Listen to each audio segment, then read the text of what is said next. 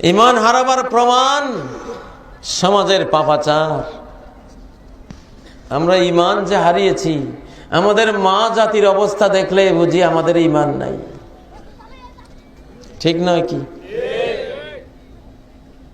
আমাদের মা জাতির অবস্থা দেখলে বোঝা যায় আমাদের ঈমান নেই।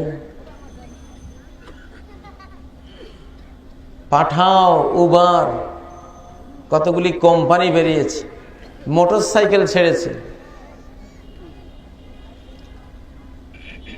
মহিলারা মোবাইলে তাদের আইডি খুলে নক করে। প্রাইভেট কার যদি আসে নেয় না, মোটরসাইকেল নেয়। মোটরসাইকেল চালকের পেছনে এমন ভাবে বসে তাকে পাজা কোলা করে ধরে। স্বামীর সাথে বসতেও তো এরকম লজ্জা লাগে।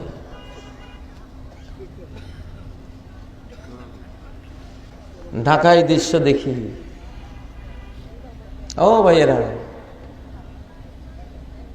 ঈমান যে নাই, সমাজে যে ঈমান নাই, থাকলেও মুমূর্ষু অবস্থায় দু চারজনের ভিতরে আছে।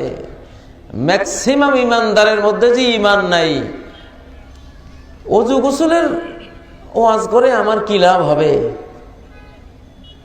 হ্যাঁ, ইউসবিহুর রাজুলু ফিহা মুমিনা ওয়া ইউমসি কাফিরা। সকালে ঈমানদার, বিকালে কাফের। বিকালে বেঈমান জাহান্নামী, সকালে জান্নাতি, বিকালে জাহান্নামী। সকালে আল্লাহর বন্ধু ছিল, বিকালে আল্লাহর দুশমনে পরিণত হলো। সকালে মুহাম্মদুর রাসূলুল্লাহ সাল্লাল্লাহু আলাইহি সাল্লামের উম্মত ছিল, বিকালে তার উম্মত থেকে খারিজ হয়ে গেল। এটাতে সেই যুগ না? সেই যুগ না এটা? সেই যুগ। যে কোনো ব্যক্তি একটা হারামকে হালাল মনে করে তার ঈমান নাই। মা তারাকতু বাদি ফিতনাতান আদার আলার রিজালি মিনান নিসা। নারী জাতির মতো এত ক্ষতিকর ফিতনা পুরুষ জাতির জন্য আমি আর কোনোটা রেখে যাই নাই। শয়তানের চেয়েও বেশি ক্ষতিকর। শয়তানের চেয়েও একটা নারী পুরুষের জন্য ক্ষতিকর যদি সে মিসগাইড হয়। স্কুলে যান, এটা কি ইমানদারের সমাজ? অফিসে যান, অবস্থা দেখলে ইমানদারের সমাজ? ও ভাইয়েরা, জাহান্নামী নিসাউন কাসিয়াতুন আরিয়াত, সে পোশাক পরা উলঙ্গ নারী জাহান্নামী হয়ে গেছে। আমি তারে তায়াম্মুমের মাসলা শিখিয়ে লাভ কি?